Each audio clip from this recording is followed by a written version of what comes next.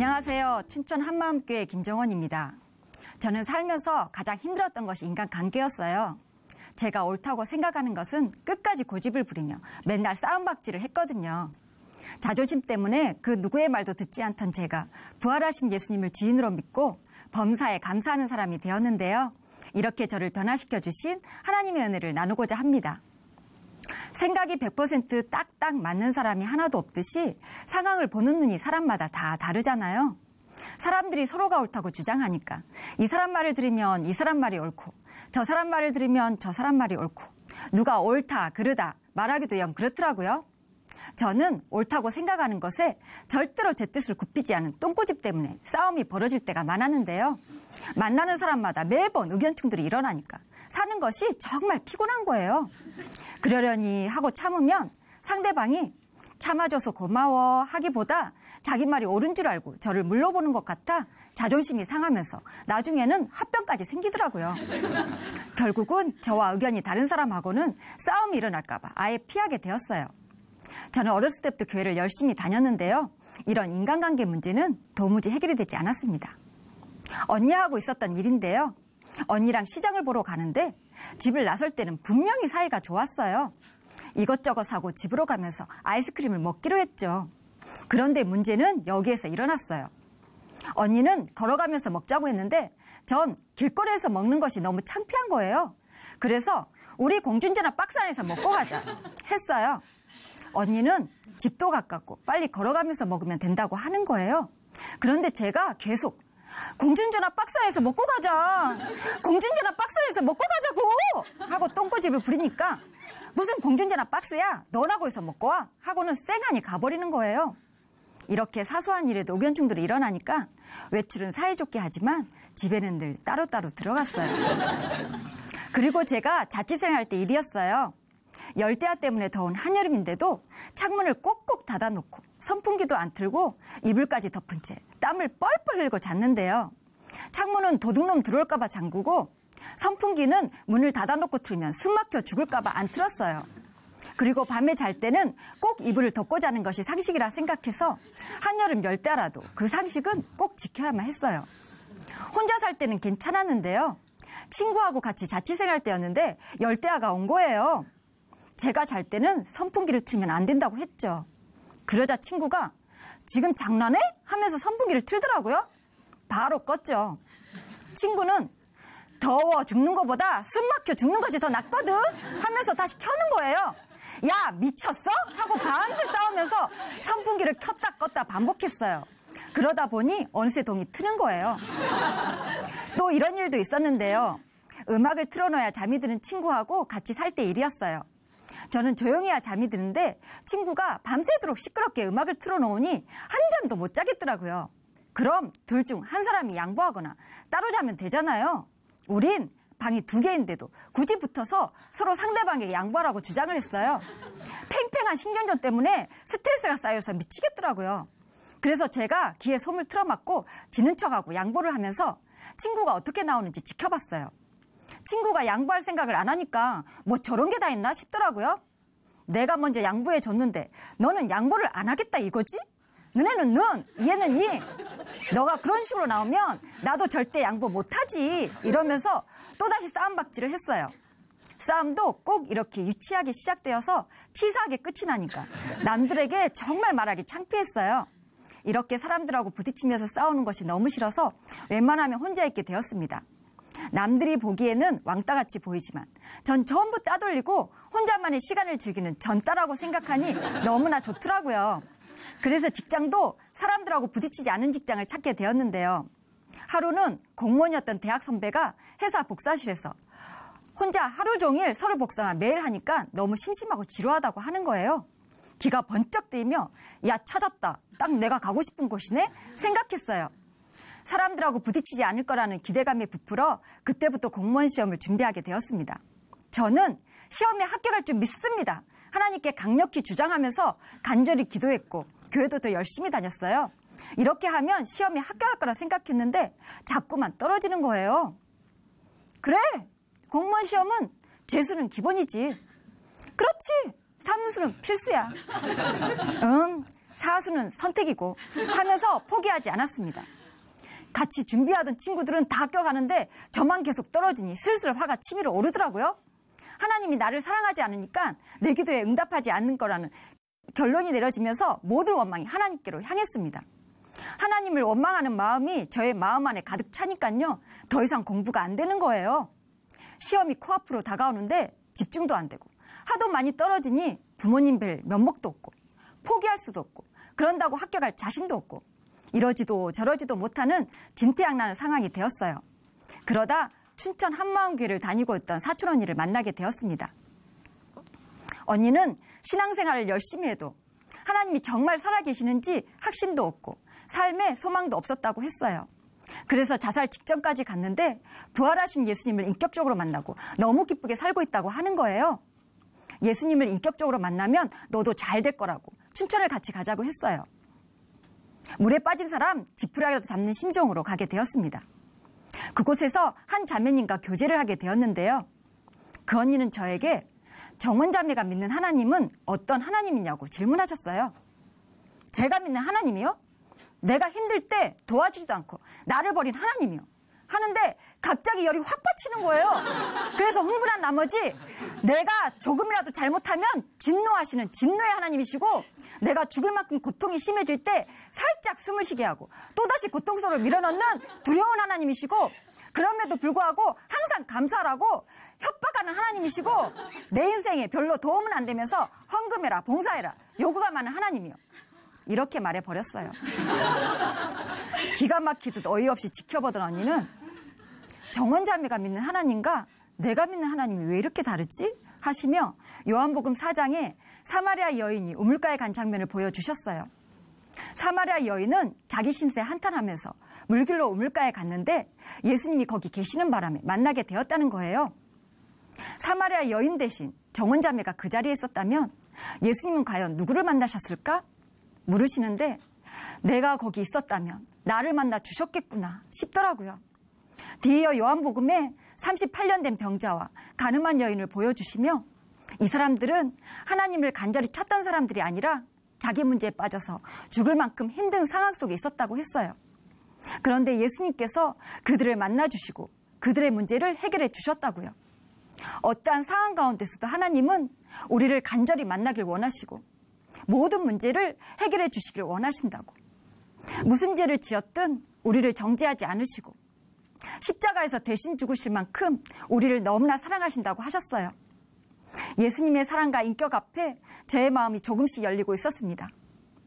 언니는 다시 자매는 예수님을 누구라고 생각해? 물으셨어요. 저는 아무 생각 없이 하나님이요 대답을 했습니다. 예수님을 어떻게 하나님으로 믿게 되었는지 물으셨고 저는 교회에서 예수님을 하나님이라고 하니까 그렇게 믿는다고 했어요. 그러자 언니는 예수님을 어떻게 하나님으로 믿을 수 있는지 말씀해 주셨어요. 정원자매하고 나하고 오늘 처음 만났지? 우리가 서로 얼굴을 모른 채 지하철 앞에서 만난다면 어떻게 알아볼 수 있을까? 우리가 미리 서로 약속을 하는 거야. 내가 삐에로 옷을 입고 빨간 모자를 쓰고 한쪽은 빨간 장화를 신고 한쪽은 검은 고무신을 신고 지하철 앞에 나타난다고 미리 정원자매에게 알려준다면 지하철 앞에서 나를 찾을 수 있을까? 당연히 언니를 찾을 수 있죠. 대답했습니다. 언니는 하나님께서 선택하신 방법이 바로 그거라고 하셨어요. 눈에 보이지 않는 하나님이 눈에 보이는 사람으로 이 땅에 오셨는데 모든 사람들이 알아볼 수 있도록 미리 약속을 하셨다는 거예요. 그 약속이 바로 예언이고 구약성경이라고 하셨어요. 그리고 구약성경의 수백 가지 예언 중 하나님이신 것을 알아볼 수 있는 결정적인 예언이 있는데 그것이 바로 부활이라고 하셨습니다. 누구도 흉내낼 수 없는 오직 하나님만이 이루실 수 있는 예언, 그것을 이루는 사람이 나타난다면 그분이 바로 하나님이라고요. 구약의 예언과 성취, 그리고 부활을 직접 눈으로 목격한 500명이 넘는 목격자들, 조각조각 알았던 말씀들이 구슬 깨듯 한 큐에 쫙 깨어지면서 죽었다가 반드시 다시 살아나야 한다는 예언이 예수님을 통해서 그대로 성취되었음이 보였어요. 부활하신 예수님은 지금도 살아계신 창조주 하나님이셨고 저를 만드신 저의 주인이셨습니다. 아, 그렇구나. 미리 약속하신 예언을 통해서 제자들이 예수님이 바로 하나님이신 것을 알아봤구나. 그래서 도마가 다시 살아나신 예수님을 본 순간 나의 주, 나의 하나님이라고 고백했구나 알아지면서 저도 모르게 예수님이 진짜 하나님 맞네요 흥분하면서 말하는데 그 순간 요한복음 14장 말씀들이 번뜩 떠올랐습니다. 예수께서 가라사대 내가 곧 길이요 진리요 생명이니 나로 말미암지 않고는 아버지께로 올 자가 없느니라. 나를 본 자는 아버지를 보았거늘. 부활하신 예수님 앞에 서게 되니까 저의 실상과 제가 지은 죄가 선명히 보였습니다. 하나님은 예수님을 통해서 하나님을 볼 수 있다고 하셨는데 저는 예수님을 통하지 않고 하나님을 저 마음대로 생각했어요. 구약의 이스라엘 백성들이 출애굽시켜주신 창조의 하나님을 버리고 금송아지를 만들어 우상숭배했던 것처럼 저도 제가 원하는 하나님을 제 마음대로 만들어서 우상숭배를 하고 있었던 거예요. 어렸을 때부터 교회를 열심히 다니면서 하나님을 잘 믿고 있다고 생각했는데 저의 마음속에는 정작 하나님이 계시지 않았어요. 죽으면 지옥이었습니다. 이렇게 지옥 갈 수밖에 없는 저를 살리시기 위해 하나님께서 독생자 아들이신 예수님을 보내주셨는데 자기가 하나님이 되고자 예수님까지 십자가에 처참하게 못 박아 죽여버린 이스라엘 백성들처럼 저도 동일했습니다. 예수님을 믿지 않고 내 인생의 주인이 되어 내 뜻대로 되지 않는다고 하나님께 분노하고 원망하고 협박을 했어요. 인간관계에 있어서도 내가 하나님이 되어 내가 옳다 하는 것으로 상대방을 판단 정지했더라고요. 2000년 전 예수님을 믿지 않고 십자가에 못 박으라고 외쳐대던 이스라엘 백성들이 바로 저였습니다. 예수님의 두 손과 두 발에 못을 박아대던 로마 병정들이 바로 저였습니다. 부활로 예수님이 누구신지 알아지니 십자가에서 누가 죽으셨는지가 선명하게 보이는 거예요. 하나님께서 나를 위해 죽으셨구나. 제가 하나님을 죽인 죄인이었습니다. 가슴이 벌벌 떨리면서 어떻게 해야 할지 모르겠는 거예요. 마음을 수습하고 집에 왔는데 예수님을 믿지 않아 처참하게 못 박는 장면이 자꾸만 생각나서 이불을 뒤집어 쓰고 입을 틀어막고 가슴을 치며 엉엉 울었습니다. 하나님 아버지, 잘못했습니다. 제가 하나님을 제 마음에서 버렸습니다. 제가 하나님이 되어 제 뜻대로 살면서 이 죄를 용서해 주시기 오신 예수님까지 제 마음에 맞지 않는다고 배척했습니다. 하나님 아버지, 용서해 주세요. 제발 용서해 주세요. 다시는 제가 주인 되지 않겠습니다. 오직 예수님만이 저의 마음의 주인이 되어주세요. 그날 저는 회개하고 예수님을 저의 마음의 주인으로 영접하였습니다. 예배 시간에 목사님께서 회개하고 예수님을 주인으로 믿을 때 지옥 갈 수밖에 없는 우리 옛사람이 예수님과 함께 십자가에 못 박혀 죽은 것을 믿습니까? 예수님이 부활하실 때 우리도 함께 깨끗한 새 피조물로 거듭났습니다. 선포하셨어요. 그리고 마태복음 20장 말씀을 찾아주셨는데요. 예수님과 연합된 깨끗한 새 피조물이 된 저의 신분이 선명하게 보이는데 너무 감사했습니다. 인자가 온 것은 섬김을 받으려 함이 아니라 도리어 섬기려 하고 자기 목숨을 많은 사람의 대속물로 주려 함이니라.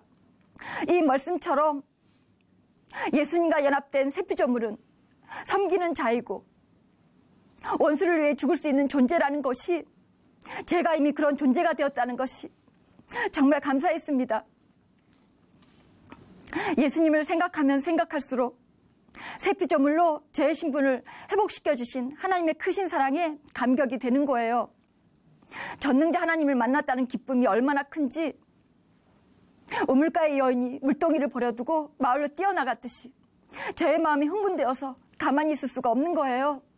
그래서 가족들이랑 친척들에게 마구 복음을 전했는데요.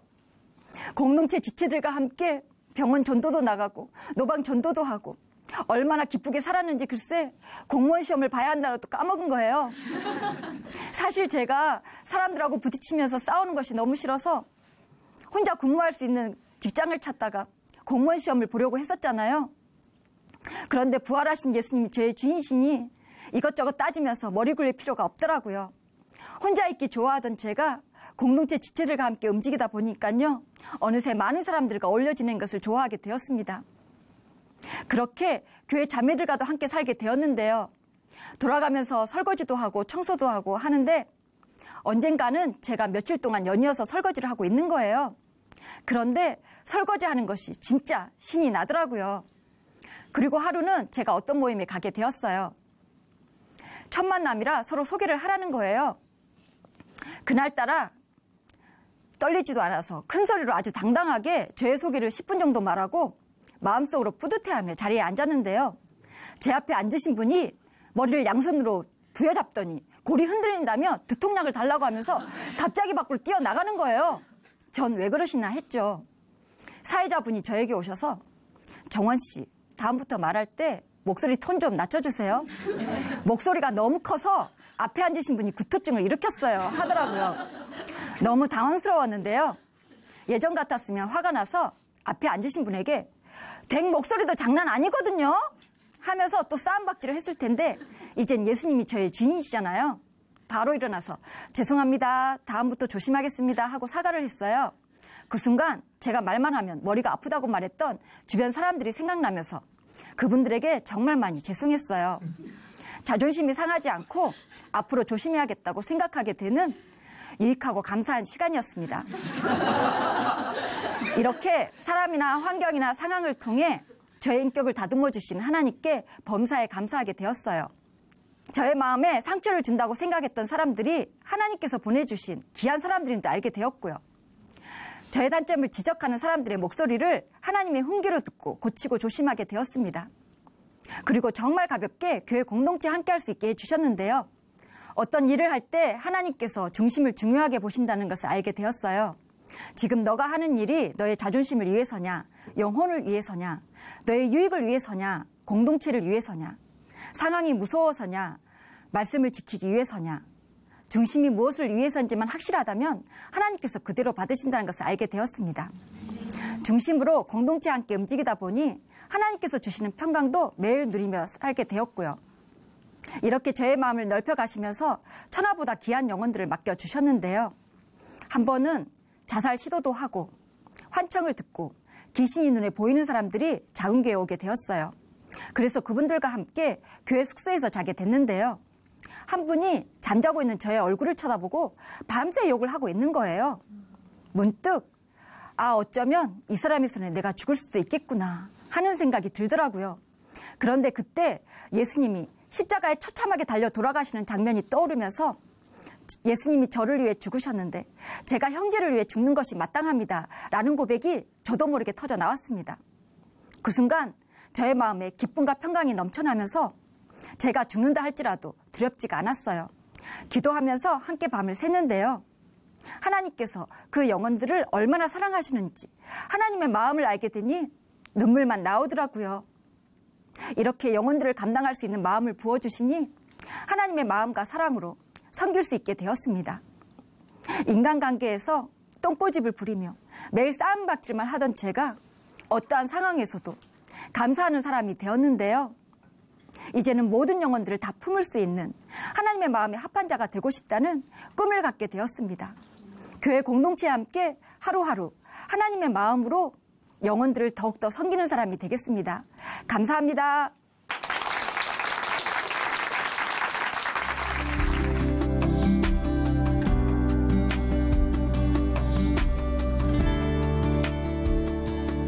안녕하세요. 춘천 한마음교회 한줄입니다.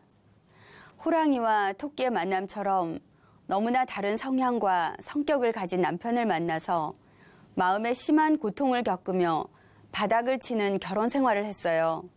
술을 낙을 삼아 버티다가 진짜 주님을 만나서 예수님을 사랑하고 사명자로 살게 된 간증을 나누고 싶어서 이 자리에 섰습니다. 저는 겁이 많고 내성적이고 소심한 성격의 맏이었어요. 저희 아버지께서는 제 이름을 큰 소리로 부르실 수도 없었어요. 제가 워낙 겁이 많다 보니 조금 큰 소리에도 깜짝깜짝 놀랐거든요. 그런데 제 남편은 시댁에서도 인정하는 다혈질에 뭐에 꽂히면 물불 안 가리고 직진하는 성격이었어요. 그런데 이게 웬일입니까? 제가 어쩌다가 고등학교 2학년 때에 그런 남편의 눈에 들게 된 거예요. 이후 남편의 넓은 인맥들로 인해서 혹시라도 저에게 관심 있어 하는 학생은 형씨 잠깐 봅시다 하며 한쪽으로 끌려가서는 맞았다는 소문들이 들려왔어요. 새내기 대학생 때 미팅을 하러 나갔더니 한 학생이 왜 여기 나왔어요? 중건이가 알면 큰일 나는데. 얘기가 이렇게 되니 보나마나 그 미팅은 깨졌고요. 한 번은 콜라텍에 갔었는데 클럽 보디가드가 나와서 형수님 이런 데 다니시면 안 됩니다. 단체로 거부를 당하는 웃지 못할 해프닝도 있었습니다. 목표한 것은 반드시 이루고야 마는 성격의 남편은 결혼 후에는 사장이 되겠다는 꿈을 품고 밤낮 없이 살더라고요. 워낙 가난한 시댁이다 보니 자수성가의 꿈이 신앙이 되었어요. 그러니 귀가 시간은 항상 새벽이었죠. 남들 다 가는 휴가도 크리스마스도 없었고요.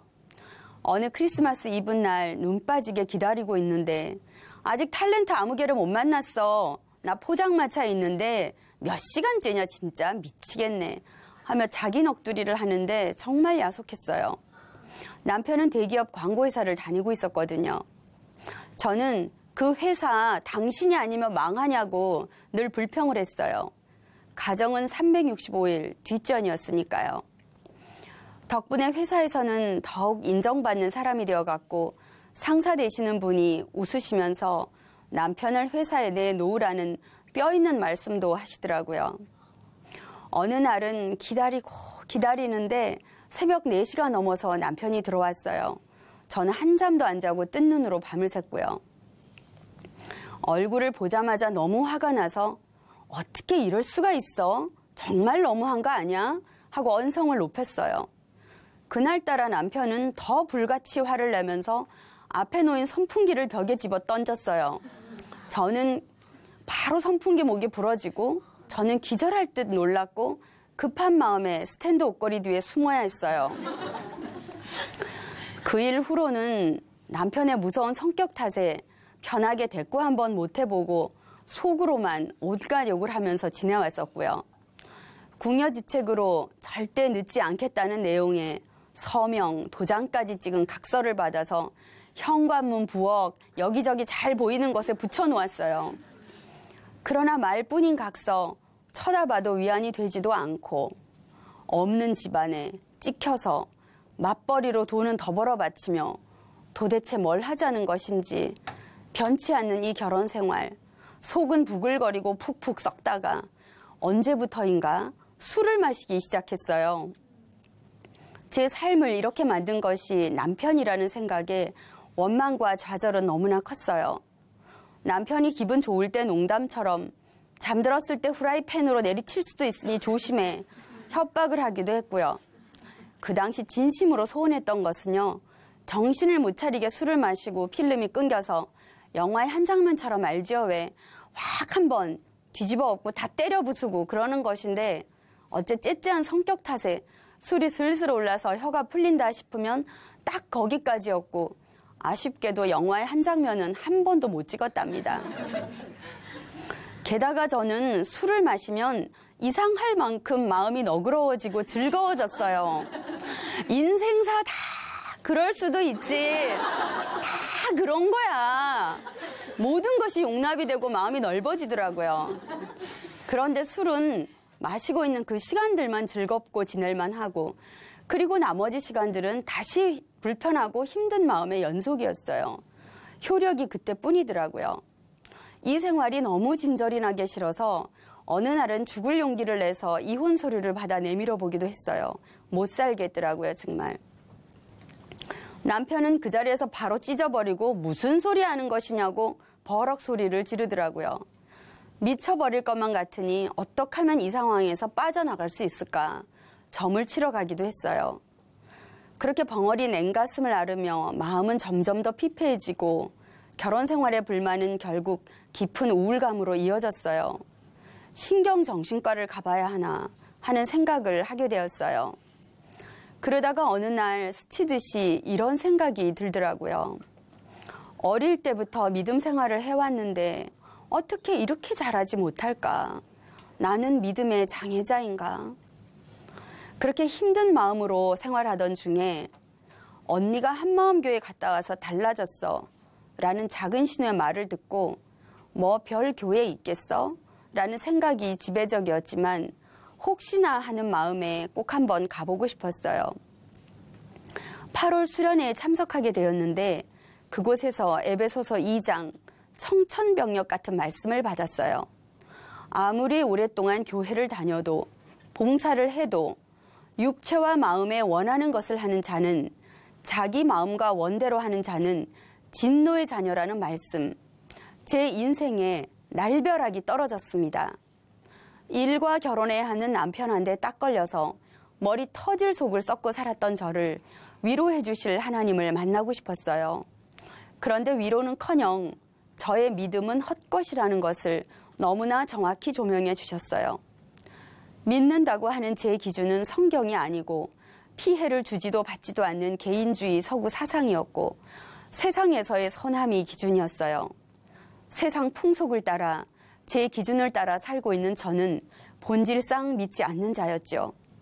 다 자기가 기준이 되어서 웃고 울고 공부하고 외로워하고 이런저런 모습으로 아름아름 살다가 다 지옥으로 끌려가는구나. 그것이 보였어요. 집으로 돌아와서 저는 다른 사람이 되었지요. 남편이 늦게 들어오는 것은 안중에도 없었고요. 유일한 친구요 위안이었던 술은 보기도 싫고 저혈압을 핑계하며 꿈도 꾸지 않았던 새벽기도는 저절로 벌떡벌떡 일어나졌어요.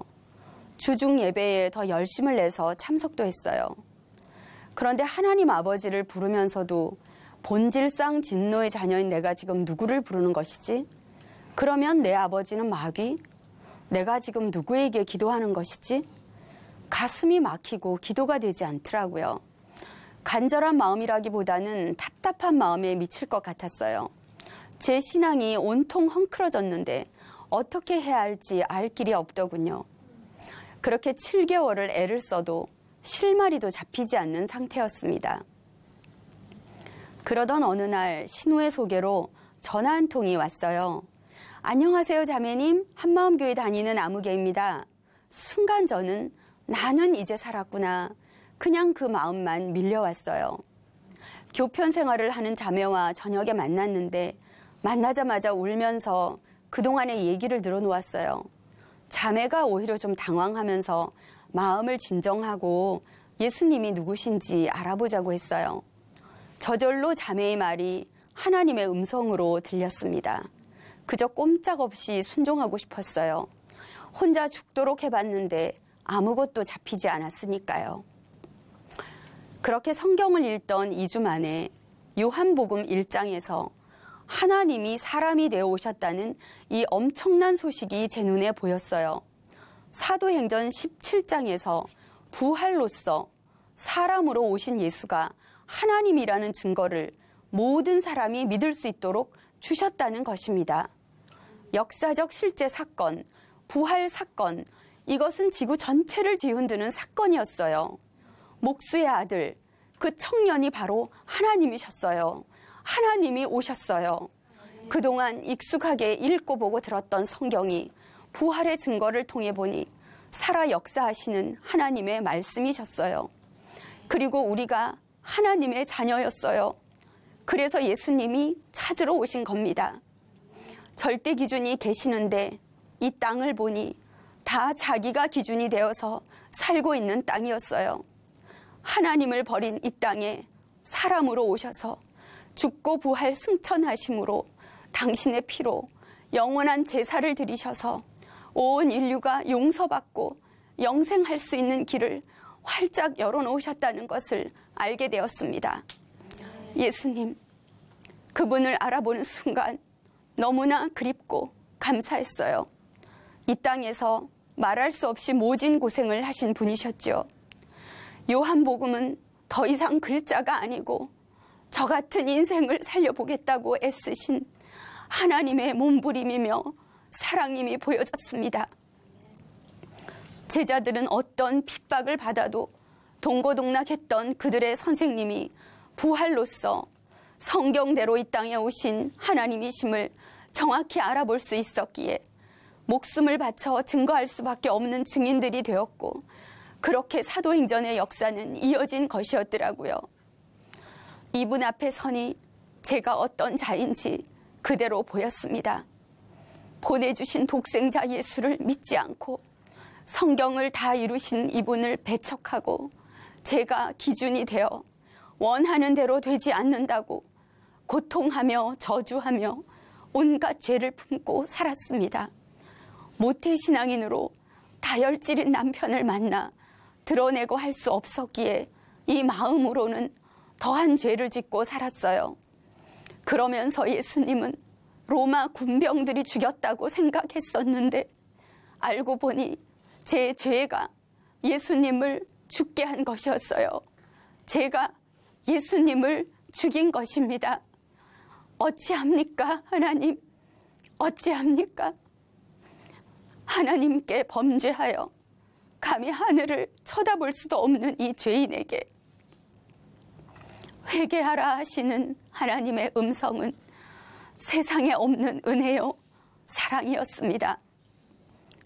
이 더럽고 더러운 마음에 흠도 점도 없는 거룩하신 예수님을 모신 후부터는 예수님을 알아가는 사복음서 읽는 시간이 마음을 가장 설레게 하는 시간이 되었어요. 예수님께 빠져버렸습니다. 제 인생 처음으로 사랑이 무엇인지 알았습니다. 원수를 위해, 배신자를 위해 전능자가 피조물을 마음과 뜻과 목숨을 다해서 사랑하셨습니다. 그리고 그분이 제 안으로 들어오셨습니다. 예수님을 위해서라면 무엇을 아끼며 예수님이 원하신다면 무엇을 마다하랴, 그런 마음만 가득했습니다. 제 생명을 버린들 주께 갚음이 될까요? 제 일생을 바친들 주께 갚음이 될까요? 온 인류가 순교한들 주님 한 분의 목숨값이 될까요? 주님의 은혜는 무엇을 해도 갚을 수가 없는 사랑이었어요. 그런데 그렇게 고마우신 예수님이 원하시는 것은 단 하나, 요한의 아들 시몬아, 너가 나를 사랑하느냐? 사랑하느냐? 사랑하느냐? 묻고 또 물으셨어요. 제가 주를 사랑하는 줄 주께서 아십니다. 대답하는 저에게 내 양을 부탁한다, 부탁한다, 부탁한다 당부하셨어요. 차마 양들을 두고 발길이 떨어지지 않으시는 그 마음이 전달되니 제 인생을 다 바쳐 제 온 힘을 다해 제 생명을 다해 예수님의 당부를 들어드리고 싶었어요. 제일 먼저 아들과 남편이 마음에 들어왔어요. 초등학교 3학년인 아들에게 그동안 엄마 마음대로 너를 키워서 너무 미안하고 앞으로는 말씀대로 키우겠다고 나를 용서해달라고 했어요. 남편이 늦게 들어오는 것이 너무 좋았지요. 성경을 더 읽을 수 있었기 때문입니다. 늘 그렇듯 인사불성이 되게 술이 떡이 되어 들어오는 남편에게 성경을 읽어주곤 했어요. 친정과 시댁 식구들에게 예수님을 전했고, 친정 아버지는 삭개오와 같은 변화를 받으셨고, 시아버지는 애지중지하셨던 제사를 끊고 예수님만 섬기시며 살고 계십니다. 복음을 전하며 영혼에 대한 마음은 더욱 커져만 갔어요. 많은 영혼들을 만났고 변화되게 하셨는데요. 그중 한 자매는 천신을 받은 무당이었는데 서늘하고 묘한 눈빛과 웃음, 그 첫인상 지금도 생생해요. 속마음을 훤히 들여다보고 있구나, 그런 생각이 들더군요. 자매의 손을 붙들고 기도하는데 얼마나 눈물이 쏟아지던지요. 하나님께서 이 자매를 애타게 찾고 계신다는 것을 알 수 있었습니다. 자매는 잡신을 모실 때도 몇 개월을 정성껏 신주단지를 닦으며 빌고 비는 시간을 가졌었다고 해요. 그런데 만왕의 왕 대신 예수님을 마음에 모시는데 혹시 자기 중심이 부족해서 마음 보좌에 못 들어오시면 어떡하나 하는 생각에 영접 기도를 3번을 부탁하며 예수님을 영접했어요. 그리고 영어 학원에서 만난 자매인데 정신줄을 놓도록 술을 마시고 그 조그만 손으로 건장한 남자도 할 수 없는 공중전화 박스도 부수고 남자친구에게 칼도 던지고 그랬던 자매예요. 이 자매는 언니 사는 게 아니에요 라는 말과 돈이 최고예요 를 입에 달고 살았었어요. 몸은 안 아픈 곳이 없어서 늘 몸을 흔들고 꼬고 비틀고 했어요. 가만히 앉아서 대화를 이어간 적이 거의 없었죠. 만날 때마다 매번 답답해하고 외로워해서 명절에도 혼자 둘 수가 없어서 같이 데리고 시댁에 갔었어요. 그런데 시댁에 가자마자 인사도 안 하고 시아버지 이불을 머리 끝까지 뒤집어 쓰고 잠만 잤던 기억도 있습니다. 참 난감한 시간이었죠. 어느 토요일 교회에서 기도하는 중에 성령의 역사로 자매를 잡고 있던 군대 귀신이 떠나고 병을 치유받고 원수 맺은 것도 풀어지고 영혼에 대한 마음만 가득해지는 놀라운 역사가 일어났어요. 5년 동안 방 안에만 갇혀 살며 폭력과 자살로 막장 인생을 살았던 자매도 있었고요. 캐나다로 건너가 지부를 세운 자매도 있습니다. 복음의 능력은 어떤 자를 만나도 빛을 드러내셨고 모두 다 충성된 주님의 제자요 공동체의 일꾼이 되게 하셨습니다. 때가 되니까 남편도 돌아오게 하셔서 지금은 하나님의 동력자요 공동체의 일원으로 살고 있어요. 공동체가 없고 나 홀로 신앙이었다면 이런 든든한 열매들은 꿈에도 상상하지 못했을 겁니다. 어느 여름 수련회에 하나님께서는 감당할 수 없는 큰 기도를 부어주셨어요. 저는 그것이 더 넓은 곳으로 가라는 하나님의 사인으로 받아져서 아들을 유학 보내게 되었어요. 미국 형님 집에서 머물게 되었는데 형님이 복음을 받게 되면서 그것이 계기가 되어 미국 지부를 탄생시켜 주셨어요. 4개월 만에 이루어진 일이고요. 충성된 많은 영혼들을 만났어요. 그리고 그들을 통해서 복음이 멕시칸들과 백인들에게까지 번져가고 있고 백인을 통해서 러시아 리더들에게까지 연결되어 있어요. 민족과 인종의 장벽을 넘어서 번져가는 복음의 능력을 보고 있습니다. 작년 4월 25일 생각지 못하던 병을 얻게 되었어요. 만성골수성 백혈병이라는 진단이 났습니다. 불치병이라고 하더군요. 죽음 앞에 세워주셨어요. 남김없이 인생을 정리하라는 사인으로 받습니다. 공동체의 생명을 내놓은 기도와 남편의 지극한 사랑과 보살핌으로 의사 선생님도 놀랄 만큼 치료 상황은 아주 좋습니다. 갚을 수 없는 사랑의 빚을 졌지요. 돌연변이 세포로 인한 병이라 결과는 주님만이 아십니다. 저는 사나 죽으나 예수님의 것입니다. 한낱 피조물에 아무것도 아닌 이 고백을 듣기 위해 하늘 영광 버리시고 영원히 사람이 되어버리신 예수님, 저도 예수님을 온 마음 다해 사랑합니다. 그분께 드릴 것은 영원한 충성입니다. 달라도 너무 다른 남편을 만나 죽도록 마음고생하며 술로 인생의 낙을 삼고 마음으로는 온갖 죄를 짓던 추악하고 별 볼 일 없는 한 인생을 복음을 만나 이토록 존귀한 사명자의 삶으로 인도하신 하나님께 다시 한번 감사 영광을 돌려드립니다. 감사합니다.